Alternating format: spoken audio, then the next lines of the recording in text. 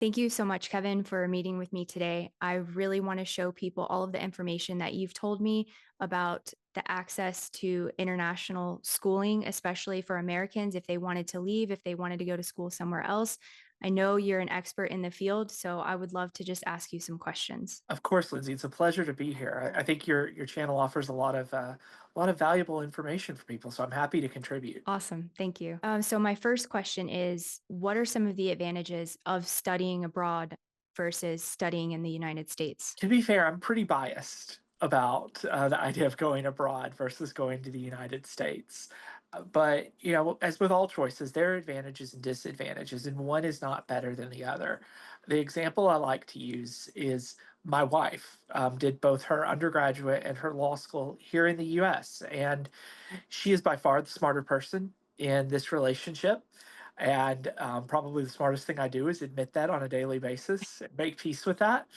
But for her, part and parcel to higher education are things like big college sports and tailgates and things like that. She really thrives off of school spirit. To this day, we were just talking about it was time for me to buy another one of her alma mater sweatshirts the other night because it's something that's really important to her. And you don't really see that overseas. You don't. So it is something to kind of bear in mind. Additionally, there's a lot more focus on academics overseas. And I don't want to say that that's to imply that United States based universities are somehow less academic. I mean, clearly there are some world leading institutions here in the US, but the idea is essentially here in the US, being a student in companies or encompasses so many different things, whereas it's just one part of your identity in Europe. I point to the fact that in undergrad here in the US, I was a fraternity social chair, which, um, to again invoke my wife, she was like, wow, they let you be one of the cool people. But overseas, I really found my people. It gave me the chance to really, for lack of a better term, nerd out. Instead of having to go to parties on a Friday night, I found myself, sitting and having discussions over the things I cared about. And that's not to say there weren't parties or anything like that, but to boil it down just very simply, I think that there are advantages and disadvantages. In the US, if you don't know necessarily what you want to study, that's pretty normal. Overseas, not so much. You at least have to know within, STEM or the humanities or something like that. And more narrow is always better.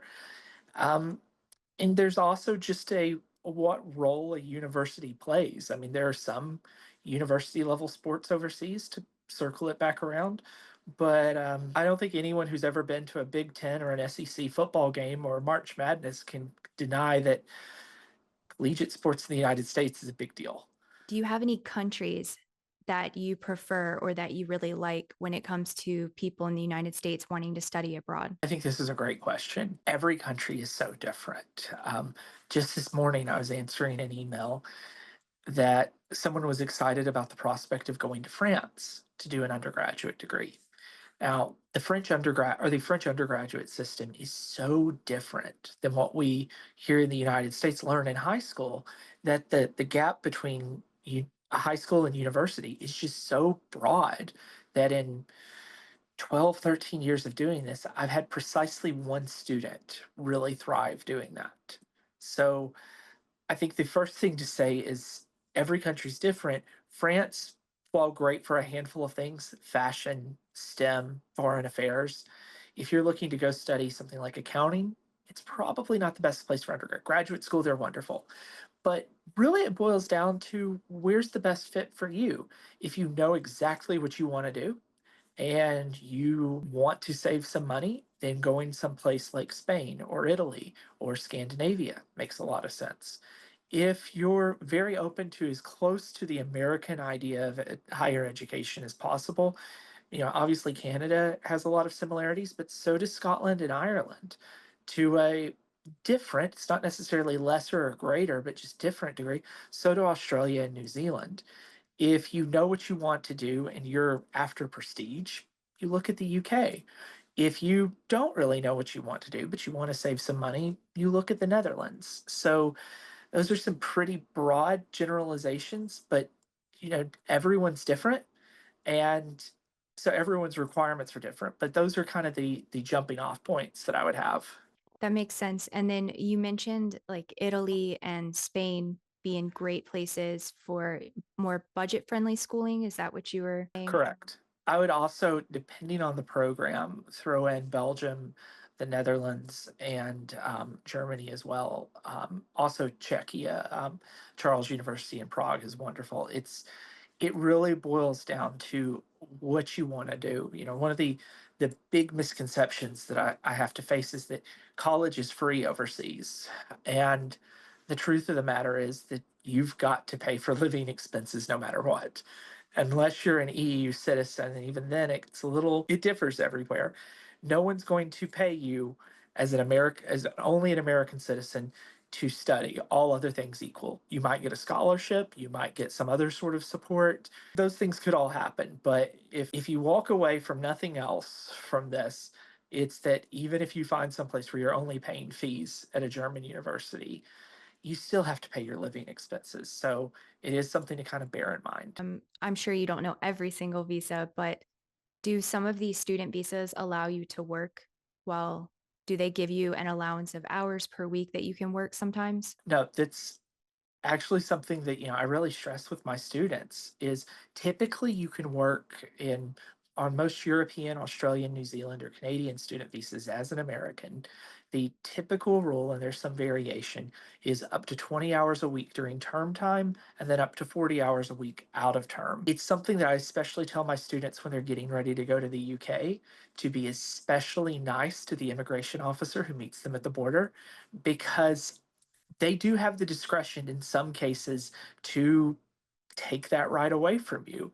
I'll never forget one of my students called me a few days after he got settled, and he's like, "I thought that you were just being overly cautious." And as my immigration officer was finishing the paperwork at the border, she looked me up and down and said, "Well, you look like a sociable young person. Let's make sure you've got the work authorization so that you can have some money to spend at the student union." And Wow. it's little things like that. Additionally, most countries other than the United States tend to have this idea that once you're educated and once you've finished a degree, regardless of what you study, it makes sense to keep you around and give you the opportunity to gain some experience. So there are post-study work visas available in most, if not every country that I've mentioned. If someone was to go to school in another country, a lot of times there's a pathway to residency post school if they decide they like it and they want to stay. Absolutely. It's something that they really want to encourage, and something that frankly confuses me about the United States is especially we've got some of the again, I'm biased towards universities outside the United States, but it's hard to deny there are some phenomenal universities here in the United States, especially in fields like STEM and business that see a lot of investment. And the idea of making that path difficult for those people to stick around here in the United States, just from an economic perspective, has always confused me. I like the idea of job creators being here. Um, at least job creators who are going to create good quality jobs, I should say. But overseas, it's a very different attitude, and it's if you're educated, even if you're not necessarily going to be the next insert your name of your favorite entrepreneur right here, there's an opportunity there for you to start to get some work experience, even if it's something in a sphere we might not here in the United States typically associate as being worthy. I hate to use that word, but we're going to use it, of a work visa, something like nonprofit work. They still see that as a chance to, in some ways, in their minds, repay part of what you got by being overseas. And yeah, if you keep your nose clean and pay your taxes and do everything else right, there's typically a path to permanent residency and citizenship as well. Amazing. And sorry, circle back one more time to the more budget friendly schools like Spain and Italy. Uh, what's the language barrier? How does that work when it comes to school? Great question. So increasingly, it's not in every university and not in every program, but there is this idea that it's advantageous for university graduates to speak English to a high level. So, increasingly, what we're seeing are more and more programs, especially in STEM, especially in business, especially in things like healthcare, being taught in English, or at least in English and Spanish or Italian or whatever else. Now, there are some exceptions. Countries do tend to be a little territorial about the fact they want their doctors trained in their native language, which makes sense from a patient care perspective. But that said, there are a handful of English language medical schools in Europe. And something else I really want to highlight is when we say budget friendly, everywhere we've discussed is still more cost effective than most private universities here in the US. One of my favorite statistics is that it's cheaper. I went to William and Mary on the East Coast of the US.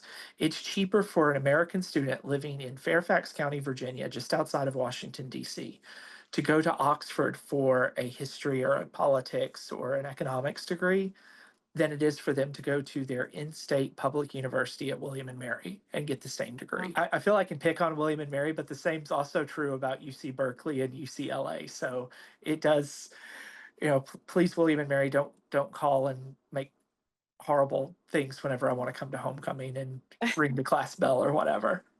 Experience. Usually, when I think of studying abroad, I think of a high school student going and doing that whole process. But I'm understanding more and more that adults are able to do this too. Absolutely. It's really kind of interesting that here in the US, we have this mentality that you go to high school, you go to college, you go get a job if you're going to go do an MBA, or you go straight to law school or medical school or whatever.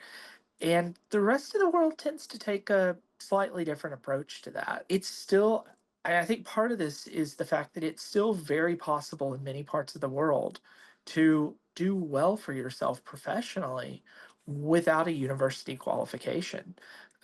In a past career, I worked a lot in insurance, and there were people in very high positions in organizations like Lloyd's of London who did not go to university, but they trained and you would never know it. So there is this idea of coming back later to life to, even if it's an undergraduate degree, to finish up. One of the universities I really like to highlight in this regard is actually part of, or one of the colleges I like to highlight, to be a bit more precise, is Birkbeck at the University of London. The University of London is just a big federal university, kind of like the University of California system, so that it has all these smaller universities and colleges under it. And one of them is Birkbeck, which holds all of its classes at night and over the weekends for students who may have a traditional 9 to 5, and they also welcome international students.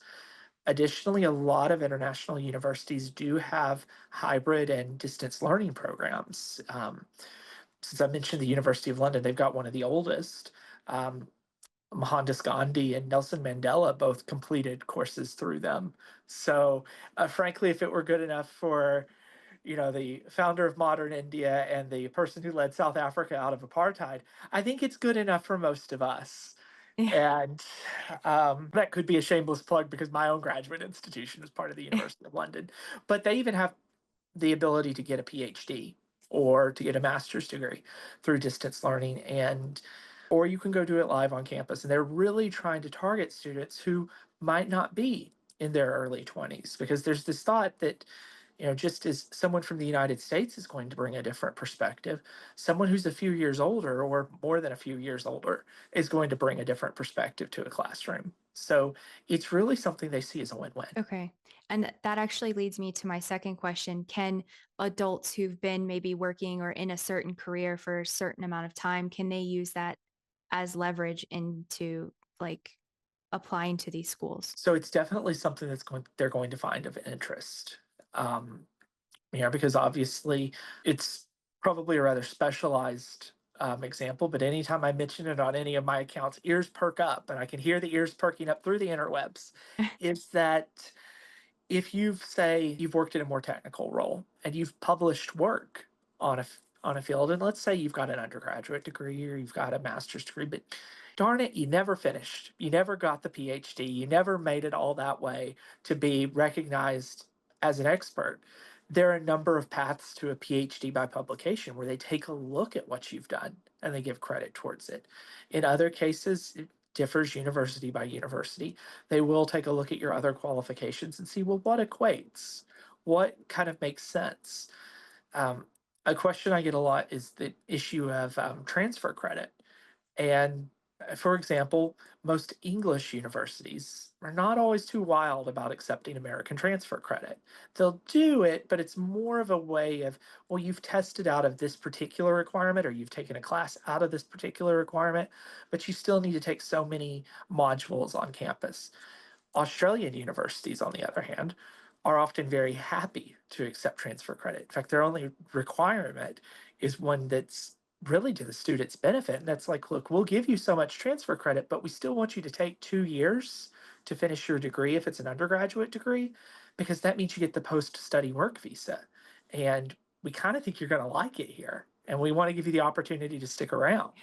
I see a lot of people in my comment section reach out and they have a family, so a mom, a dad, and maybe a couple of kids. And what if the mom wants to go to school in the UK or Australia? Is that possible? What does that look like in terms of would the husband become a dependent? Would the husband be able to work? Would they try to look at one person get a work visa and the other an education visa or student visa? So every country's different, but Mhm. typically speaking, these places don't want to break apart a family. What you'll typically find is, to use the UK as an example, the visa for all parties involved would be a student visa, but for the non student partner, whether it's the husband, the wife, or even the domestic partner, if they've not been formally married, if the non studying partner does typically have right to work up to 40 hours a week.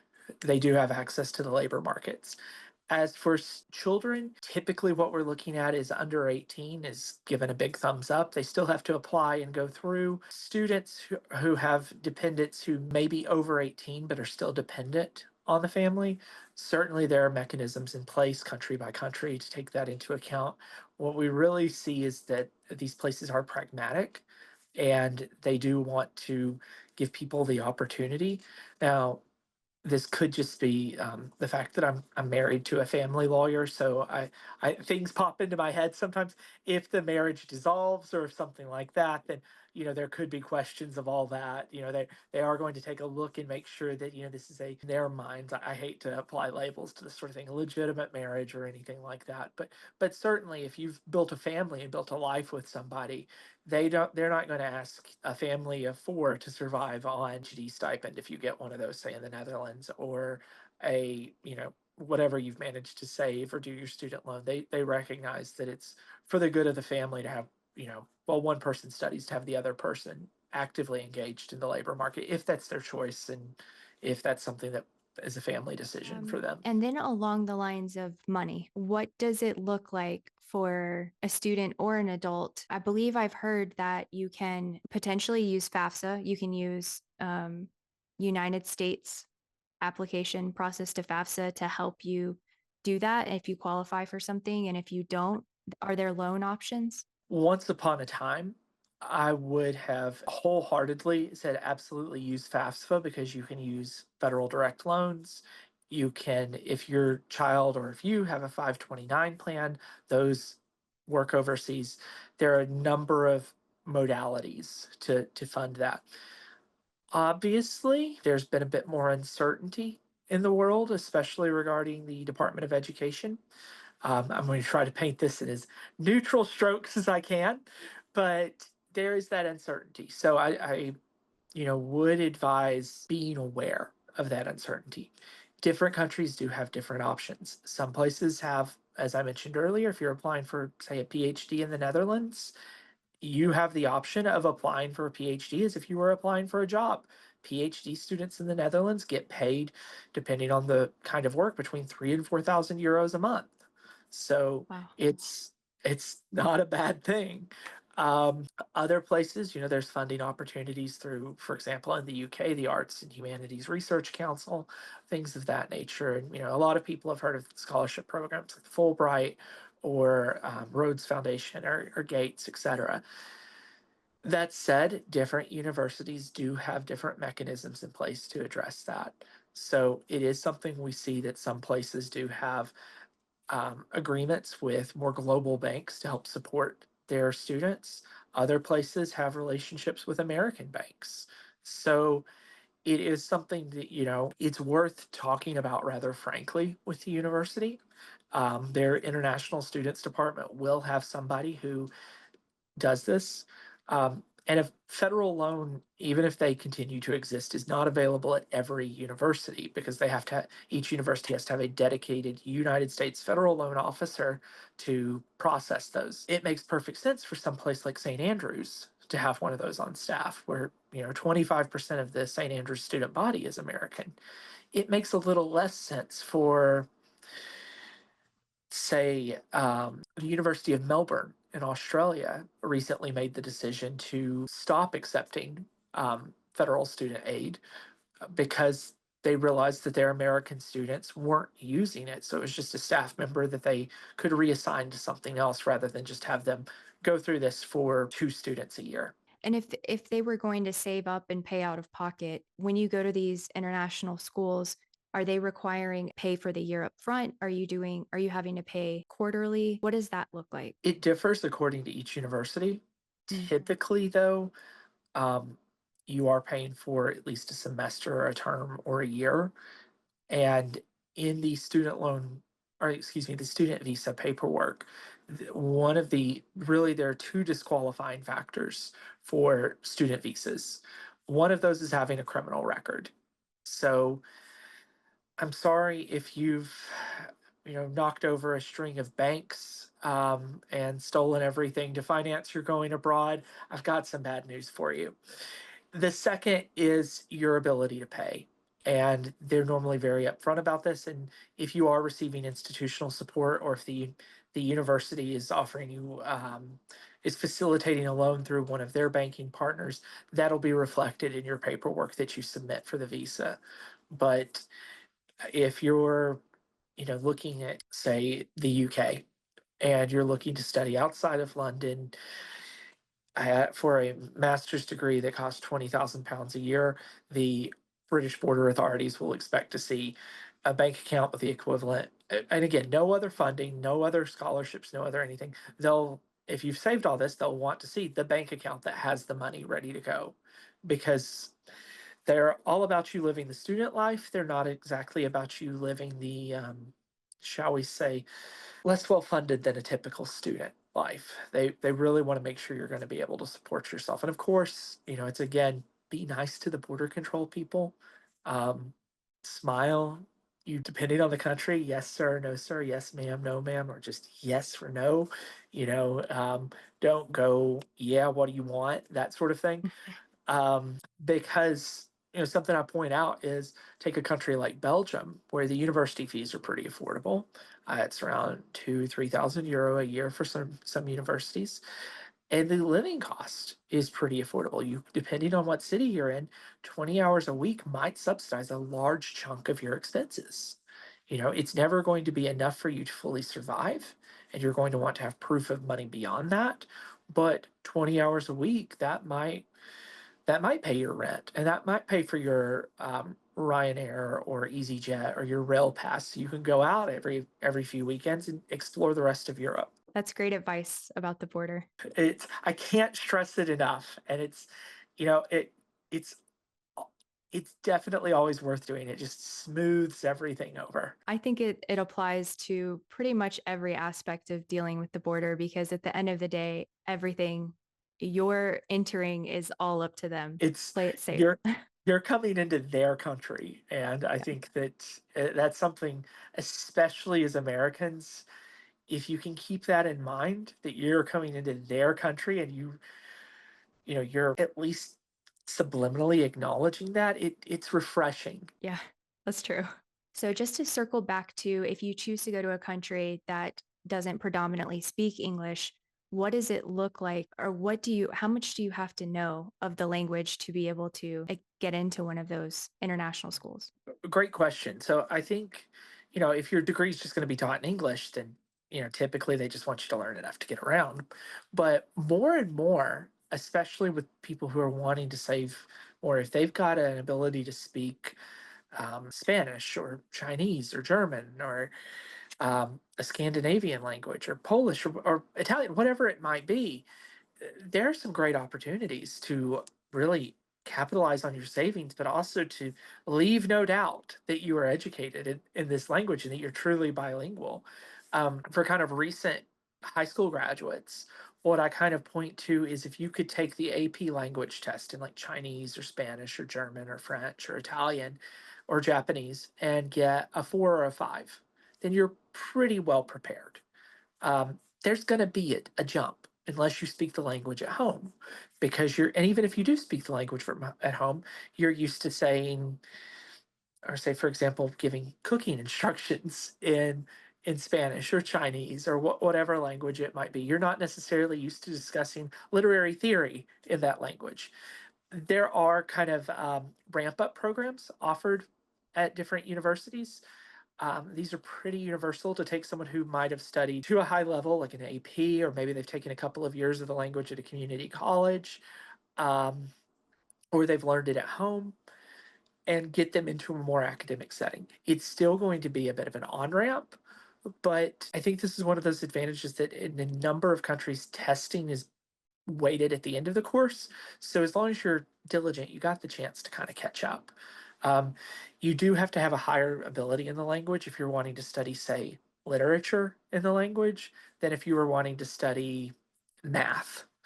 So Okay. it is something worth keeping in mind that this is one of those times where the easier route might be to go back to trigonometry, which is a terrifying thing for me to think about. So what if they are an adult or they already know the language on their own? What exactly is the process? You have to prove that to the universe or to the school that you So know that. How does that work?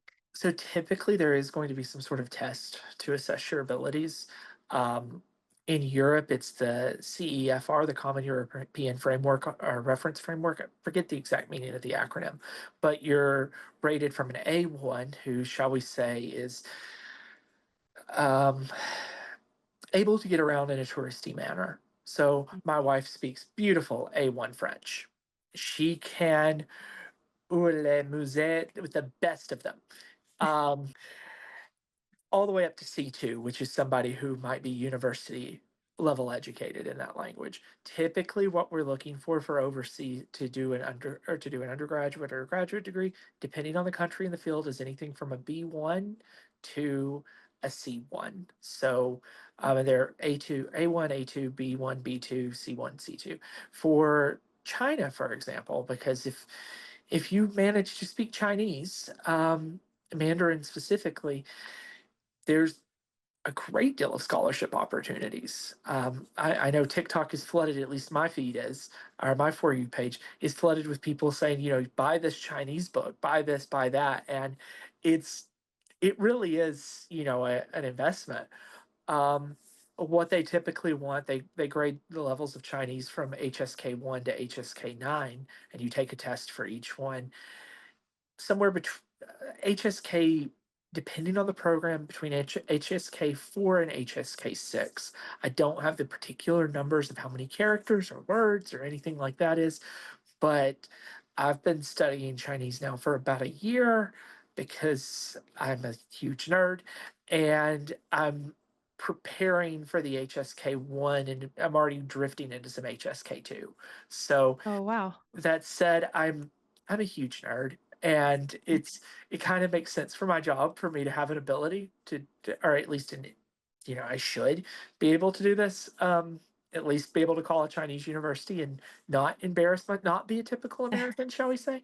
But it's admittedly something that if you're looking at this as an adult, you've got a little bit of time and you're willing to put in the work, then definitely learning something like Chinese or German or Spanish or Italian or even Norwegian, which is remarkably the Duolingo Norwegian course is phenomenal.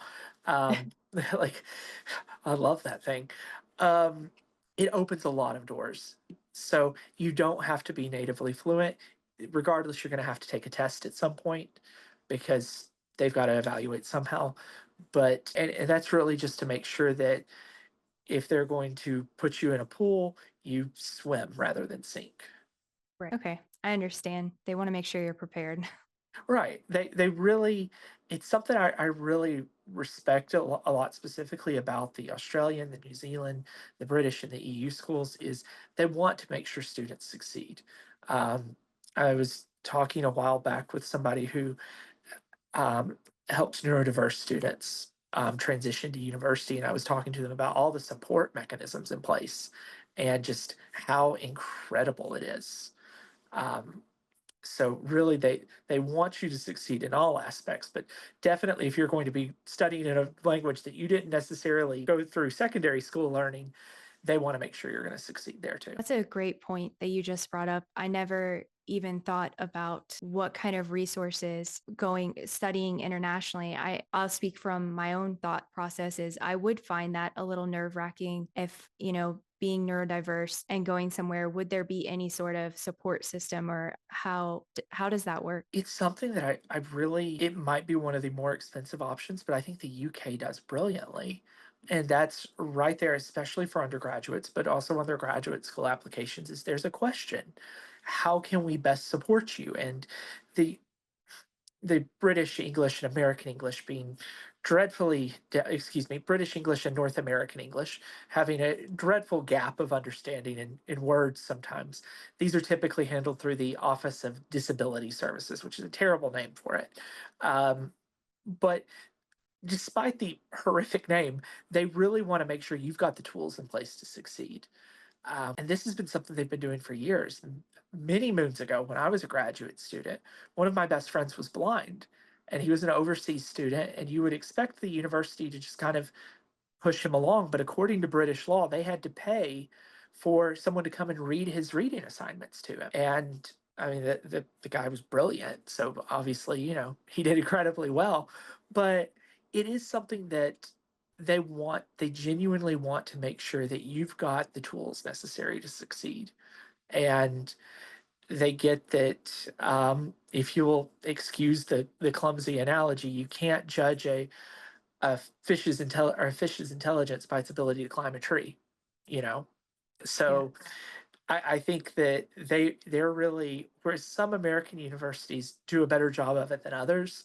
I think across the board, universities in Europe, universities in the UK, universities in Canada, universities in Australia and New Zealand do a better job of it than the average American university. And in no Wow. way, shape, or form is it ever held against you when it comes to admissions. That's really It's nice because I just think that as soon as that word is thrown around, like if someone, whether it's a workplace or your education, if someone authority knows that about you, it almost feels like, I don't know, it makes me feel small. It makes me feel judged. So it's nice to hear you passionately speaking about how much help there and support there is. and I think that at the beginning, I made the comment that American universities and overseas universities are so different. And, maybe there is something that overseas universities can learn about school spirit and building community. Um, I can tell you, my wife, having went to a very school spirit focused law school, she has an amazing alumni network. There are definitely some schools in Europe that could learn a few things, but I think there are schools here in the US that could learn a few things about how to treat people with, shall we say, different presentations of intelligence. That it's not always how you do on a test. It's not always how you do by this metric that, and it's something that I will get off my soapbox about it, but I feel pretty strongly about it. That's good. That's awesome. For international students who want to study something like law or medicine, more of a regulated profession. Yeah, it's obviously everyone's cases are different. That said, it's really surprising. If you want to go study medicine overseas, the first thing I would say is hopefully you have the citizenship of the country that you'll be studying in, or if it's the EU, you'll have EU citizenship, and then it's going to be very affordable. The big question you have to answer with law, medicine, dentistry, or even an allied health profession like nursing or a speech pathologist is where do you ultimately want to live? Now, given the nature of your community, Lindsay, we're going to make an assumption that maybe they're okay with staying outside the United States for a little while, which We certainly could do makes that. things a lot easier because all of these are in demand jobs. They're all going to, in addition to the post study visas, they're also going to qualify for those highly skilled migrant visas or things like that. They're also, these are the sorts of things that tend to get workplace sponsorship for a visa after the highly skilled migrant or the post work study or post study work visa expires. So, the big surprise, I think, for a lot of people specifically with law, medicine, dentistry, even vet school, is that in a lot of the world, these are undergraduate subjects.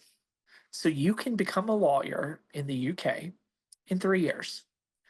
And you do have to decide, do I want to be a barrister? Do I want to be a solicitor? Do I want to move to Scotland and become an advocate? I don't know why anyone would want to do that. Kidding, of course, but mostly. The one piece of advice I kind of would say is if you do want to leave the door open in law, in particular, if you want to come back to the United States, consider studying in an English speaking country. Simply not because of anything about the law you're going to be, the legal language of anything like that, but just English speaking countries tend to be common law countries. It's the reason that Quebec and Louisiana and Scotland have their own unique legal systems because they're not. But they do tend to have a lot of the same. I mean, property law has been around since William the Conqueror, and it's using a lot of the same stuff. So it all kind of makes sense. With medicine, there's a master list. I believe it's the World Council on Medical Schools or something similar that publishes of where they think they're medical schools. They're like, these are good medical schools. These meet the requirements. And transferring back to the US is a pain. If you're looking to just do family medicine, chances are you're going to be fine in getting a residency here in the United States or Canada. If you're doing medical school in Canada, I would add you're on the same residency system as if you were doing medical school in North America or in the lower 48 or Aus- excuse me, Alaska, Hawaii. In the U.S., it's the same residency system. So if you're looking to do medical school in Canada, you're not going to see a big difference if you want to come back to the US. It's completely fine. If you do medical school overseas and you're wanting to do family medicine, you're wanting to be a pediatrician or a psychiatrist or something that doesn't have a lot of competition for residencies, you should be okay, but I would strongly recommend staying overseas because your professional life will just be easier. I would not recommend this if you want to be a dermatologist, a neurosurgeon, a cardiologist, anything with a very competitive residency program. And I may not know exactly what the most competitive residency programs are, just because I so strongly say if you're going to do this, consider staying overseas because that makes more sense. With allied health professions, anything from being a speech pathologist to a nurse to even something like a therapist. Typically, what you're going to find is each state council has its own licensing requirements.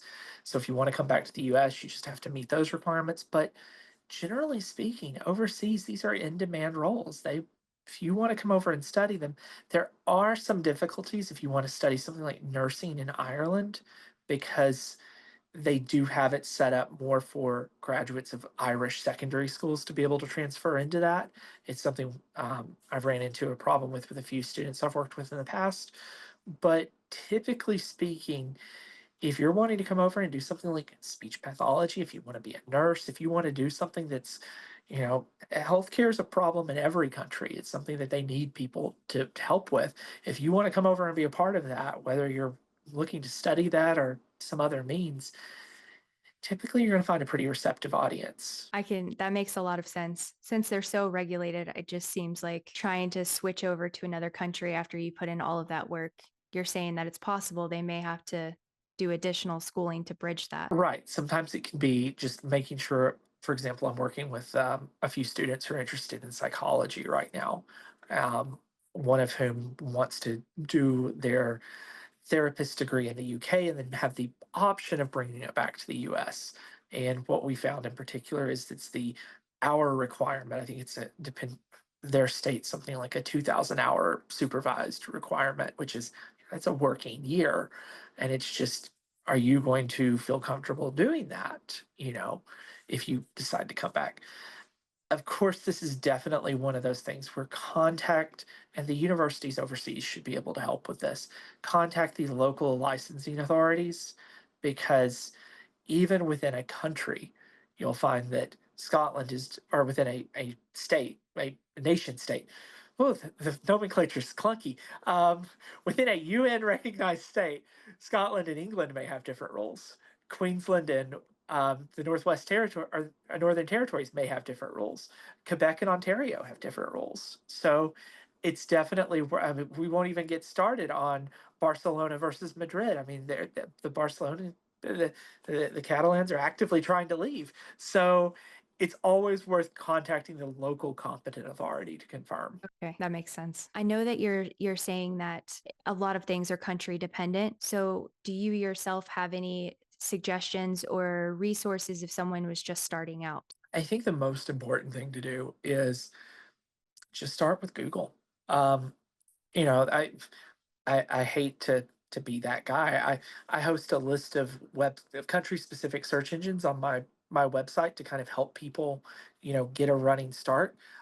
Because frankly, Lindsay, I got mad that somebody was charging $700 for a list of this stuff, and I was just like, no, this is all out there for free with a Google search. So here it all is. But just type in study in country and look for something that's sponsored by the Ministry of Education of that country. For example, in the UK, it's UCAS, UCAS, the University and College Application Service. In different Canadian provinces, there's I forget the meaning of it, but it's OUAC in Ontario, which I believe I've heard some people much cooler than me call OAC, but I'm not sure if that's the. I don't know. No Um, idea. but there are resources out there because they do want to facilitate this. The actual ministries of education don't pay for a database. Just don't. Like there's no point in doing that. Like I said, I know some people are charging for that. That's just ridiculous. But really, and also what I think you'll find is the university reps themselves, even if you're not necessarily going to end up at their university, with a handful of exceptions, they're very supportive because I think one of the big secrets that we don't talk about is outside of the United States, most universities are public, so they're all playing for the same team essentially. The Australian universities, you might speak with somebody from Melbourne or James Cook, but if they're thinking you're not the right fit for us, but we know that you would be great at, you know, Sydney or Australian National University, they're going to make that recommendation for you. Same in the UK, same in the Netherlands. So don't be afraid to reach out. But it's yeah, there's a lot of good state sponsored stuff out there to kind of get your feet wet. The one thing I would kind of be on the lookout for is not necessarily a gigantic green flag. Um, just because someplace has American University of dot dot dot in front of it is not necessarily a glowing endorsement. So there are some American universities, and we're not talking about the place in DC, but the ones overseas that are quite good. Um, if you're, I recently worked with somebody who their dream school was American University of Paris. If you don't speak French and you want to go study in France, that's probably the best place I could suggest. It's not cheap, and it's 4 years instead of 3 years. If you really want to do a traditional pre-medicine program and leave your options open, going someplace like the American University of Paris or the American University of London at Richmond, those make sense because they're accredited by both the U.S. and their local countries. Some places just see so many study abroad students just coming in for a semester that you're going to have to make a new set of friends every year or every 4 months. So they're great for study abroad. They're probably even great for a master's degree. I don't know, some people might thrive on having this awesome, merry-go-round of new friends where they know that, they're going to be able to do some amazing couch surfing in their 20s. I was never that guy. I needed to have friends who I could stick with for the long haul. So it's worth asking, certain universities, especially certain American universities of dot dot dot, get a lot of study abroad kids. And it's worth asking, what's the proportion here? At least with the American University of Paris and Richmond, the American University in London, it's a smaller number, but you're also paying more. You're paying quite a bit more than you would for a place 5 minutes down the road. Okay, that's really good to know. I actually hadn't heard of those places, so thank you for sharing. No, they're great places. It's just they're not it's a square peg in a round hole in a lot of cases. And, it works for some people and it's great. For others, it's just not. It's so much of this boils down to where students anyone's going to be comfortable. So you said that a Google search is a great way to start, but say they want to speak to someone like you, do you take on new people? Can people reach out to you? How would they do that? Oh, so I think the best thing to do is, like I said, even if you're just looking for that list of free search engines, my website is www.aneducationabroad.com. You can read a little bit about the services we offer. Granted, we're actually in the process of changing a few of them to make them a bit more focused on helping more people more broadly. In fact, we'll have that done in the next few days. It's going to be awesome. But it's something I really do feel passionately about. Is that there are so many people out there, and I think that this especially, Lindsay, as you of all people know, helping people move out of the United States to different countries. You want someone who's done this before. You want someone who this isn't their first rodeo. There, I finally let a Texasism slip into this. Um, but no, my website is the best way to reach me. Obviously, I try to be pretty active on TikTok. Not quite as awesome as y'all's account is, but we're getting there. Give us time. Um, but no, just reach out, and I'm more than happy to help. But again, I try to put out a lot of free and low cost resources for people, just because this isn't just of 100 years ago when people who'd finished at Harvard or Yale would go do their grand tour overseas. This should be in reach for everyone. Yeah, I agree. Thank you so much for taking all of this time to answer so many questions. I know it's going to help so many people. Thank you. Absolute pleasure, Lindsay. Thank you for all the work you're doing.